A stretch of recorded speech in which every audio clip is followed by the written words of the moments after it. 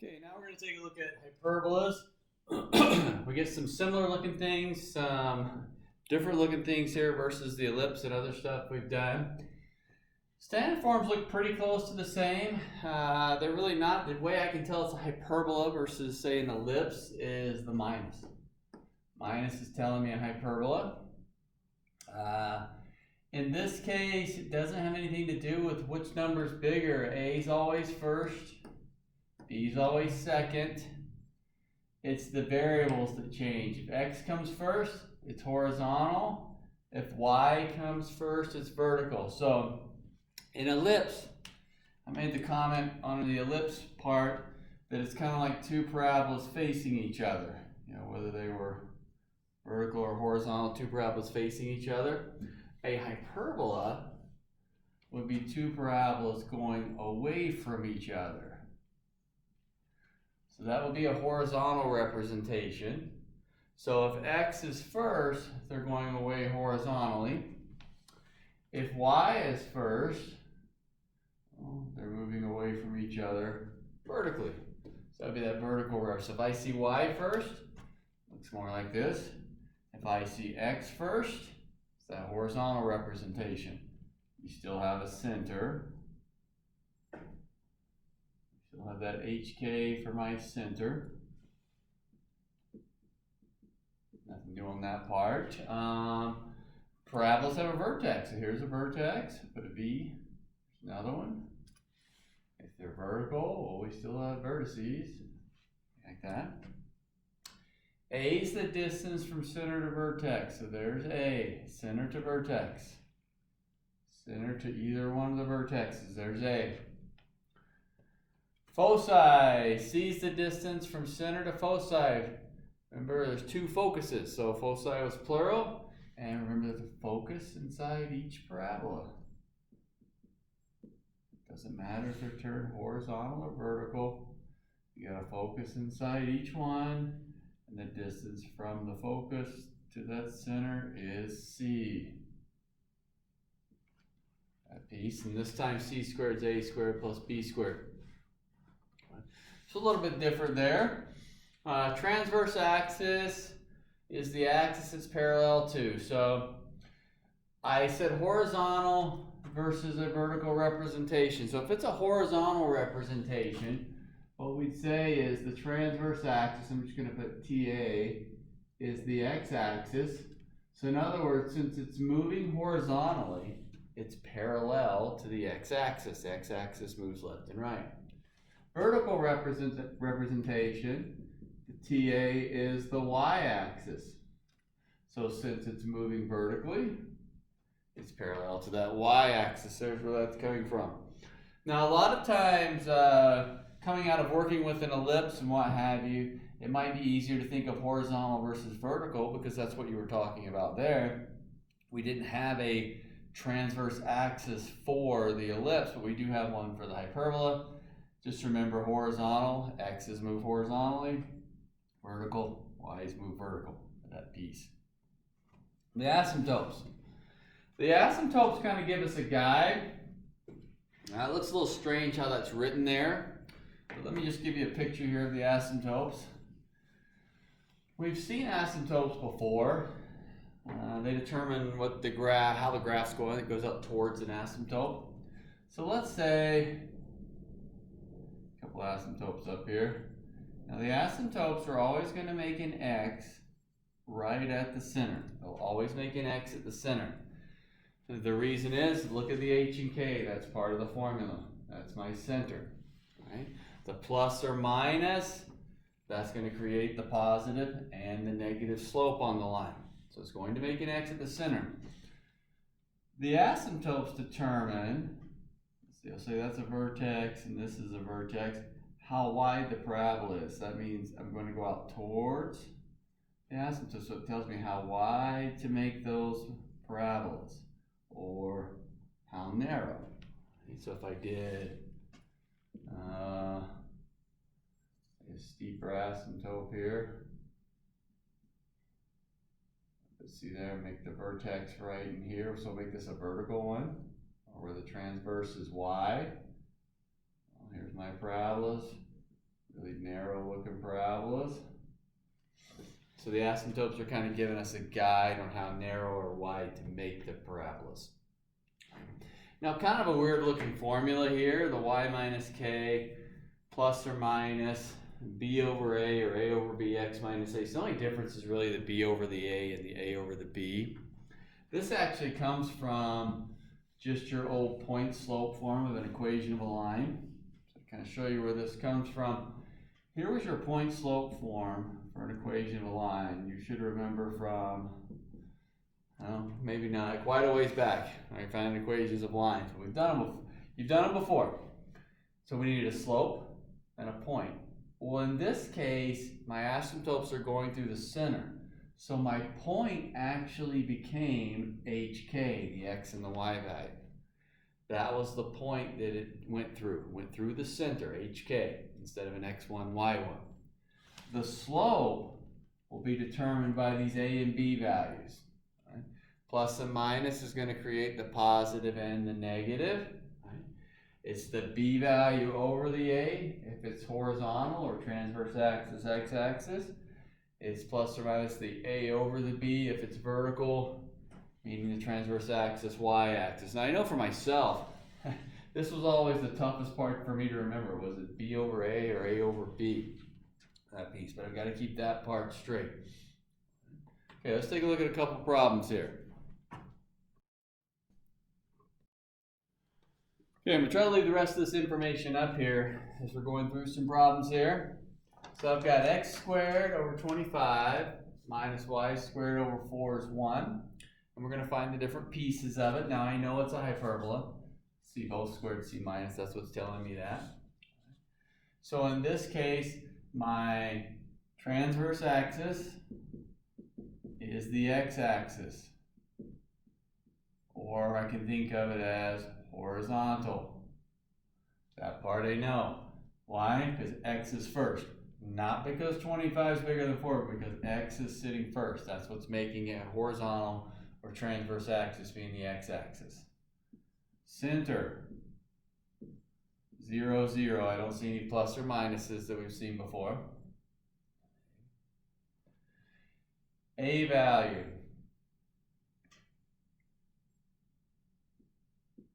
Would be 5. B is 2. And then C, a squared plus b squared, 25 plus 4 is 29. So root 29. I get those values out of my way. Now my vertices. 5 units. Horizontal, x-axis, left and right of the center, so we're going to have plus or minus 5, 0. Foci, root 29 units, still horizontal, plus or minus root 29, 0, and again decimals are 5. Asymptotes, y minus 0 equals, now you really don't need the minus 0, but sometimes I think it helps just kind of list it in there to start. You can certainly leave it out. Plus or minus, now since it's horizontal, it's going to be the b over the a, 2/5, x minus 0. Now I don't need to simplify it any further. I mean, I can take the zeros out, but I can leave it as that plus or minus piece there. Let's kind of take a look at a sketch here. So I've got a center, 0, 0. Vertices, 5, 1, 2, 3, 4, 5. 1, 2, 3, 4, 5. Foci would be passed. I'm just trying to get the two parabolas out here. Root 29 to be a little past there. Now the asymptotes. If I can get the asymptotes drawn, and then I can actually go through and get those two parabolic pieces on there. I'm going to use the slope. So I'm going to go from the center. Use your old slope count. 2's the y direction, 5's the x direction. So if I go from the center up 2 over 5, something like that. And there's a point right there. And if I go up 2 over 5 again, back the other way, you graph the line in the past, just did a slope count, but that's enough now to give me exactly where my two parabolas are as far as getting that sketch of the hyperbola. Going back and forth. Okay, let's look at a different one up here. Let's say this time, let's go y squared over 9 minus x squared over 16 is 1. Y squared over 9 minus x squared over 16 is 1.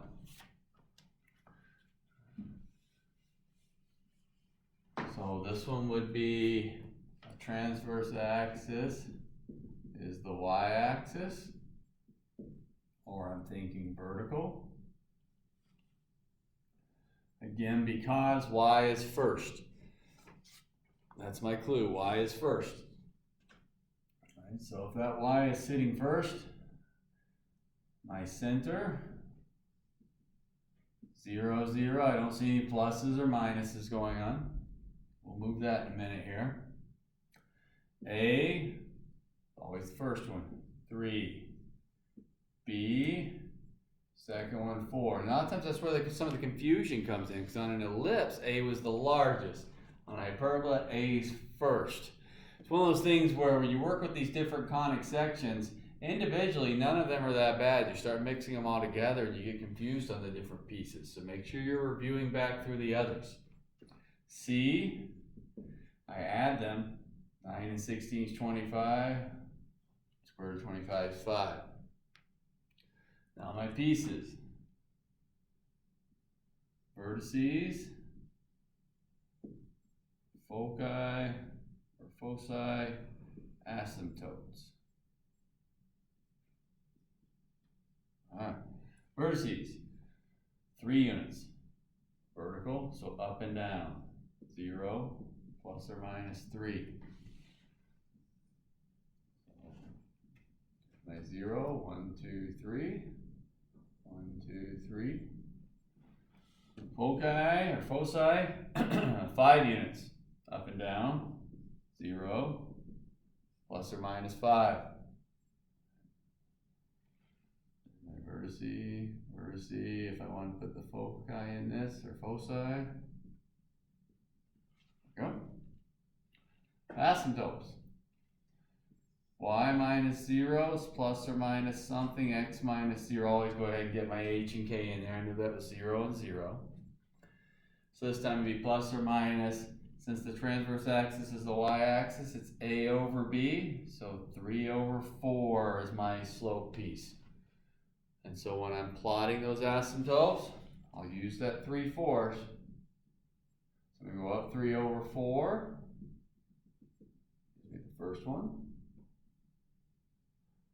And then up 3 over 4, or you can go down 3 over 4, whatever's easiest for you.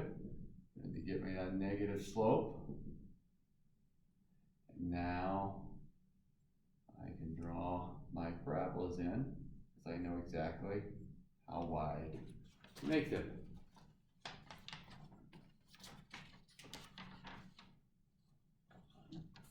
Okay, let's look at one where the center's been moved from that 0, 0. We'll find all the different parts here. Alright, so this will be number 3. X minus 1 squared over 9 minus y plus 2 squared over 4 equals 1.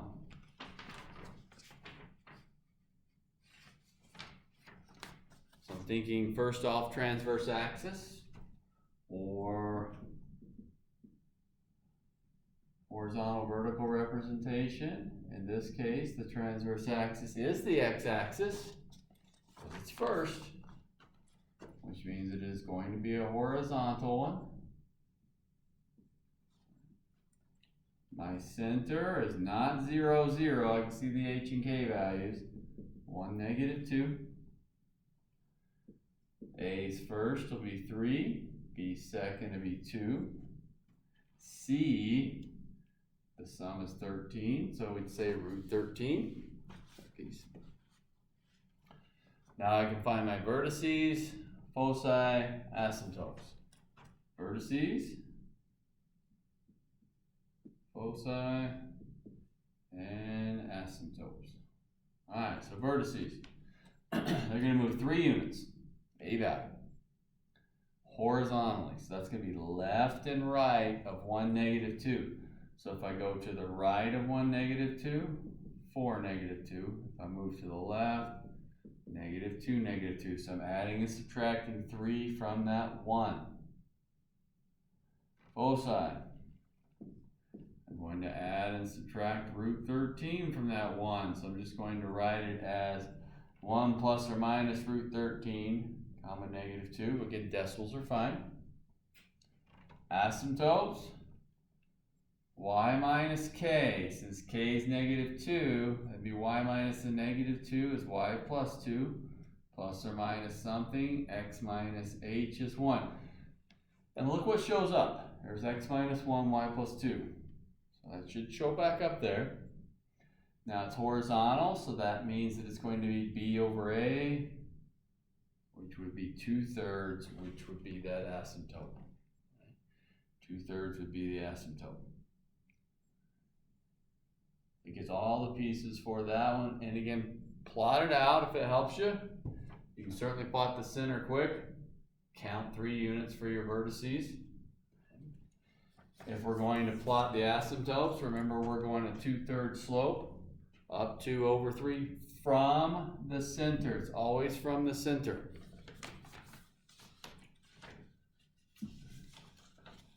A little different look here. We saw something like this with the ellipses, the circles, and the parabola. Let's give you a general form here.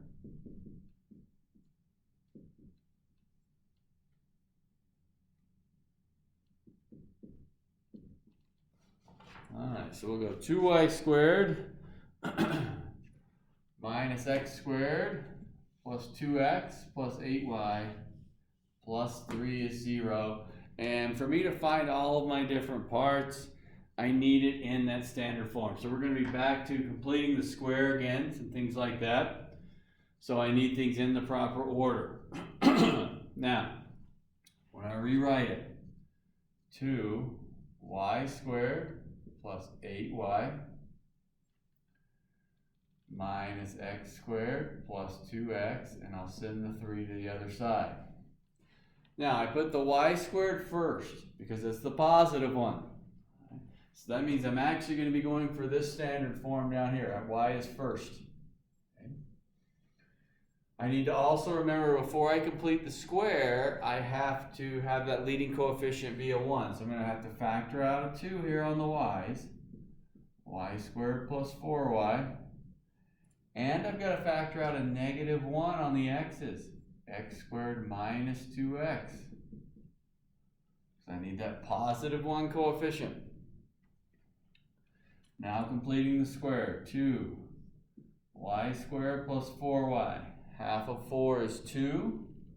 Squared is 4. So I'm going to come over here and I'm going to add 8. Remember, because it's 2 times 4. So adding 8. Minus 1 times x squared minus 2x plus 1, because half of 2 is 1, squared is 1. Then over here, I'm going to subtract 1 because I really have negative 1 times 1 is negative 1. So I'll subtract 1. Simplify this. 2y plus 2 squared minus x minus 1 squared equals 4. And then my last step would be to divide by 4. Y plus 2 squared over 2 minus x minus 1 squared over 4 is 1. There's my standard form I'm working with. That's the piece I want to work with. So I've gone through, completed the square. Now I've got my standard form, and I want to find the different pieces for that. So to find those different pieces, I'm just going to rewrite it up here.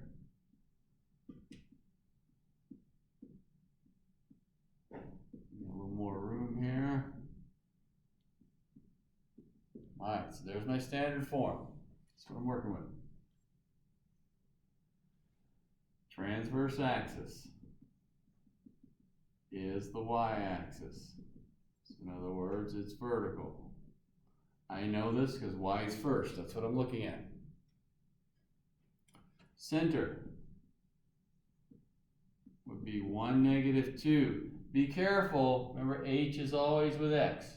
So there's my h value. Here's my k. So I've got 1, -2. A, first one, √2.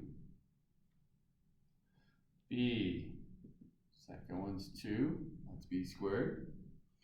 C, add them together. 2 and 4 is 6. So √6.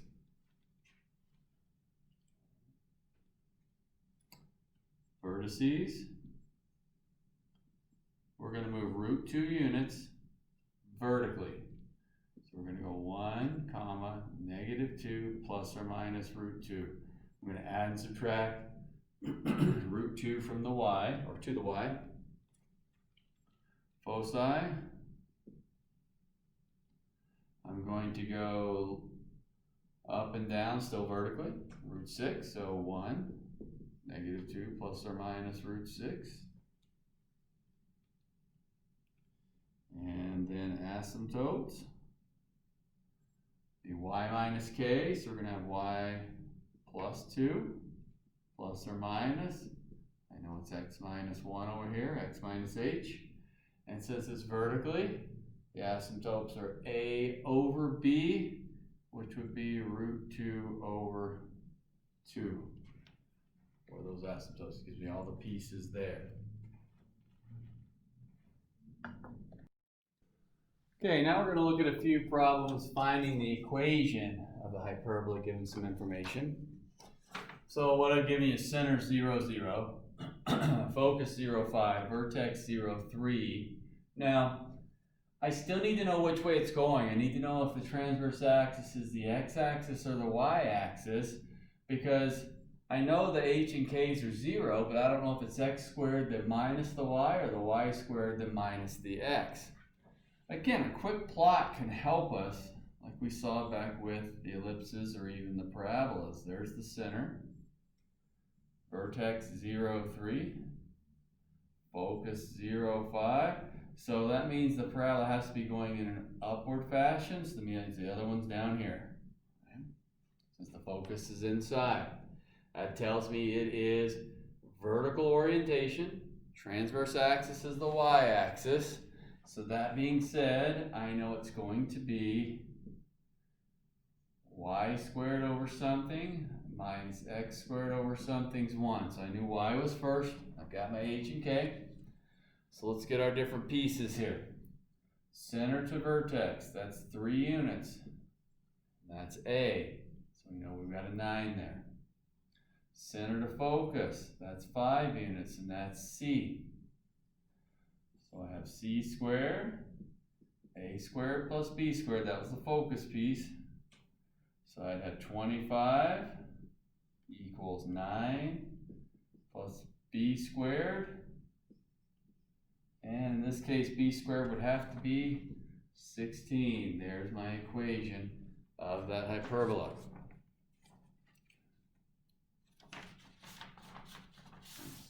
I'll give you a different setup here. This time I'm going to say vertices are -4, 0, and 4, 0. I'm going to tell you the asymptote is y equals 2x.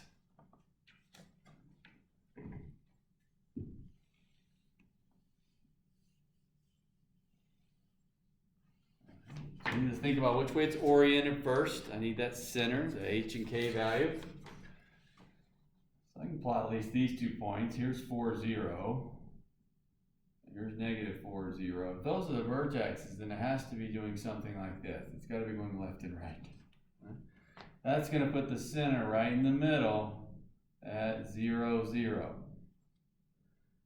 I also know it's 0, 0. If you look at the asymptote, remember it was supposed to be a y minus k and an x minus h. There's nothing there. That's enough to tell me that the center had to be 0, 0. And since it's horizontal, x is first. So I can get right to, let's set up x squared over something minus y squared over something's 1. Now I need my a and b values. Well, that's 4 units. Center to vertex is a. So that makes that a 16 sitting under the x squared. And then that b value. Well, I'm not given a foci or focus or any of that stuff here to give me the c value. I don't have that. Okay? But what I do have is an asymptote. And this piece is important right here. So on the asymptote, all right, the slope is a 2. Okay? And that 2 in this case has to equal b over a. Now the reason I know it has to equal b over a is because this was that transverse axis x-axis or horizontal representation, which means the slope of the asymptote should be plus or minus b over a. The plus or minus isn't going to matter at this point because I know I'm dealing with the plus piece on the 2. But I do know a. A is 4. So that means b would be 8. Giving b squared 64.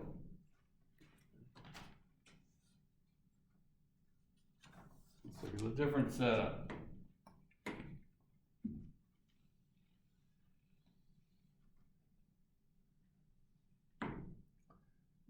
This time we're going to say vertices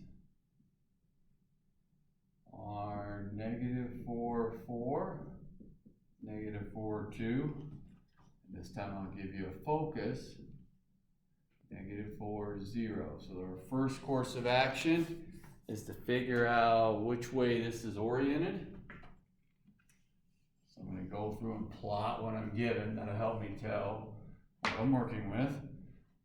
So I've got -4, 4.